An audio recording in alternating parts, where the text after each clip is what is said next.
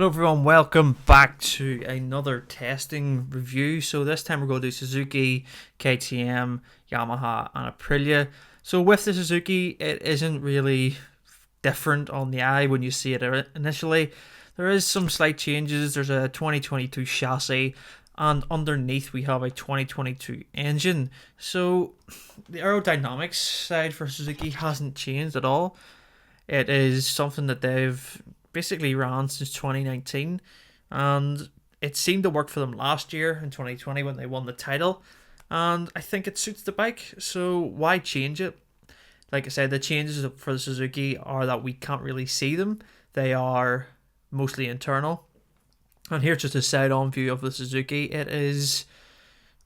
I think it's the nicest bike in MotoGP to look at in terms of just, it looks fast, if that makes sense. It just looks like it really works well. The aero's really nice. It complements just the shape of the bike, and delivery is just so nice to look at. It's beautiful. So here's little things as well that you can see.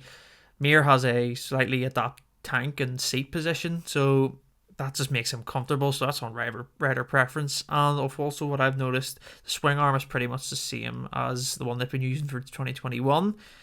So yeah, on to the next team we go, and it is KTM. So KTM tested things that were not too dissimilar to what they've had for 2021, but as I put on screen now, you can see the steel trellis chassis. The frame is just really nice. That's why I've circled it.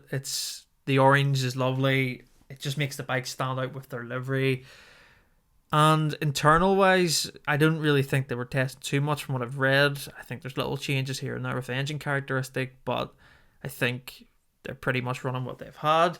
And the 2022 winglets have been used by Danny Pedrosa, as you can see on screen. It is slightly more modified, but it's quite similar. So I think that Danny is going to have a big play in what they actually do for next year. Of course, he's their test rider, so I expect to see those winglets on Oliver and Binder's bikes soon. Next team is Yamaha, and like I say, like the Suzuki, we have more things that are internally tested, unlike the Ducati and the Honda, which had significantly changed winglets and aero packages. Yamaha has a bit more carbon on it, and I think in terms of carbon, pieces on a bike, Yamaha take the medal for this. It's just lovely. Every bit on this bike is just so handcrafted. It's so bespoke, and as you can see, the exhaust is stayed the same. They aren't really changing that. They've tried some things in the past, but they've went back to the small slice cut exhaust from the right hand side, and yeah, there's not really much that you can see that's different. The chassis is pretty much the same, and like I said, the big thing is the 2022 engine, we believe, is in there, and Quattararo was quite happy. He just wants a bit more horsepower.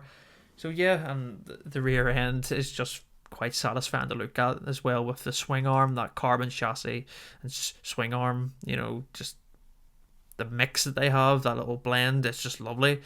So yeah, the final team that we have is Aprilia, and from this photo, sorry you can't really see it, but that's the 2021 front aero intake, so it's slightly more rounded, a little bit more straighter, but then you can see the 2022 one that Savadori tested, more rounder. The front air intake on the fairing is like a shocked face almost. It's very wide and deep, so a bit more of a Ducati approach on that side for Aprilia. So I just think they're going to refine things for 2022, as their package is pretty solid.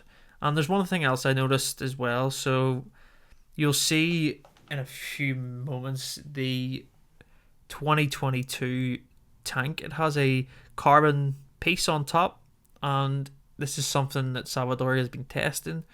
And also you can see it isn't on Vinales' bike, so this is a new addition for the Aprilia. So yeah, I think that ultimately it's very early stages for 2022, but what's going to happen, I have no idea. Teams change things a lot, so we'll just have to wait for the end of season test and of course the start of next season. But I hope you enjoyed this video.